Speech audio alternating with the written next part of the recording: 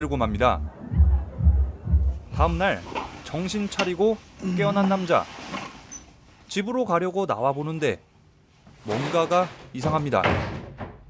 완전 난장판이 되어버린 파티장. 더 이상한 건 온통 피범벅이란 겁니다.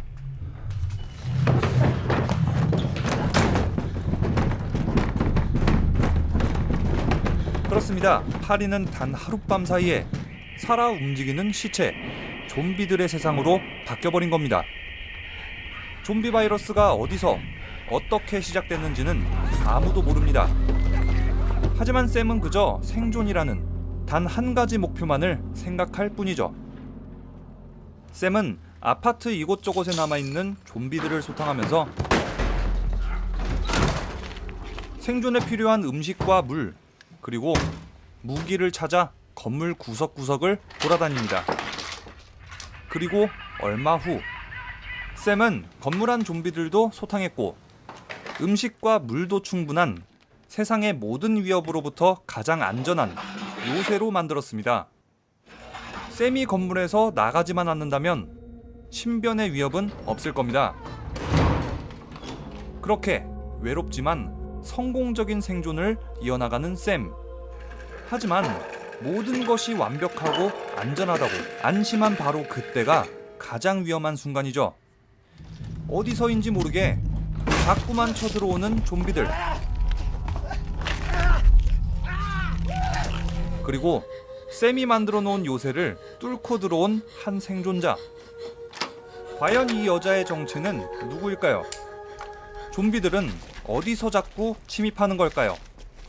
프랑스를 완전히 멸망시킨 이 좀비 사태에서 샘은 과연 생존할 수 있을까요?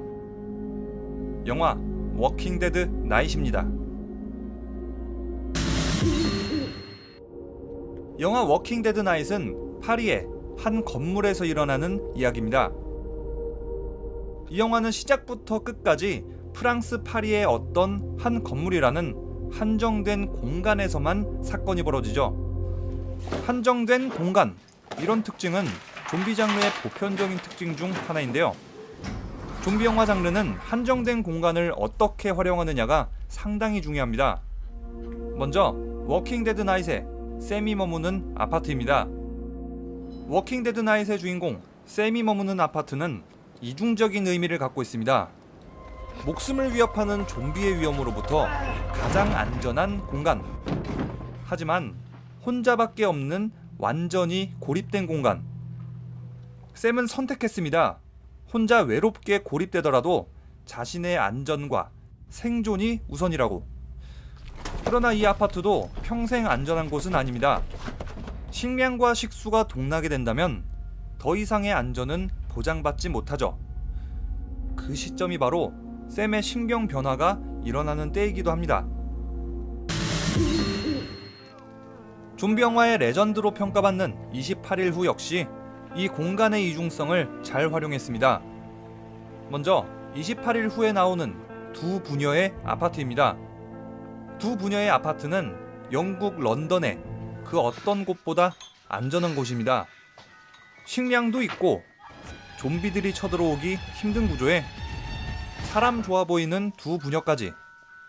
적어도 이곳은 4명의 사람이 함께 머물기 때문에 외롭지는 않지만 여전히 고립됐다는 건 마찬가지죠. 이 아파트 꼭대기에서 내려다보는 장면들은 좀비 바이러스로 폐허가 되어버린 세상을 효과적으로 보여주면서도 철저하게 고립된 공간도 표현합니다. 워킹 데드 나잇 역시 고립된 공간, 폐허가 되어버린 프랑스 파리라는 공간을 보여주는 연출이 자주 나오죠. 워킹 데드 나잇의 샘은 식수를 공급하기 위해서 아파트 옥상에 온갖 바구니를 가져다 놨습니다.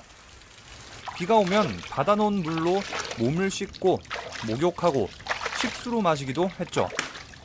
이 장면은 영화 28일 후에 대한 오마주기도 합니다.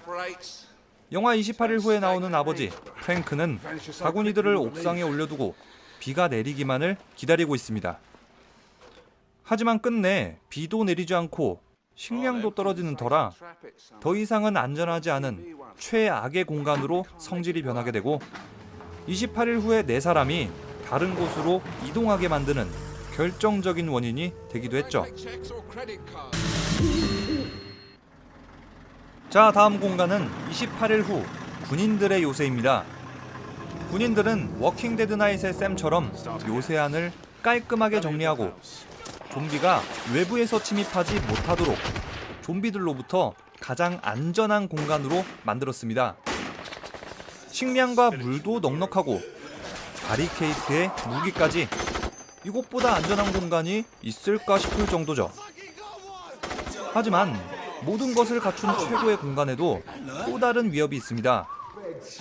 이번에 공간의 이중성을 드러내는 장치는 다름 아닌 사람, 바로 군인입니다. 28일 후의 병사들은 사령관으로부터 약속받았습니다. I promised them women. 세상에서 가장 안전하다고 생각된 이 공간. 하지만 군인들의 더러운 속내가 밝혀지는 순간 더 이상 안전하지 않은 곳으로 순식간에 변모하게 됩니다. 결국 세 사람들은 좀비 바이러스로 가득한 요새 밖. 좀비는 없지만 좀비의 버금가게 두려운 대상이 된 군인들이 있는 장소. 둘 중에 하나를 선택해야 되는 계기가 찾아옵니다.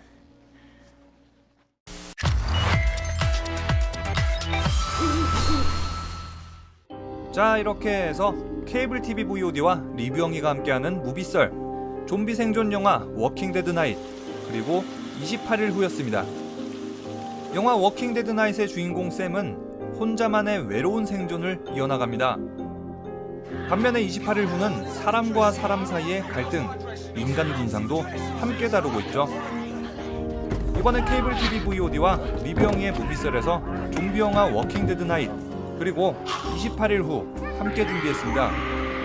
워킹 데드 나잇이 28일 후를 참고하거나 오마주한 장면 꽤 있으니까요. 이런 장면들을 찾아보는 재미, 차이점과 공통점을 알아가는 재미 느껴보시기 바랍니다. 그럼 지금까지 영화 유튜버 리뷰영이었습니다.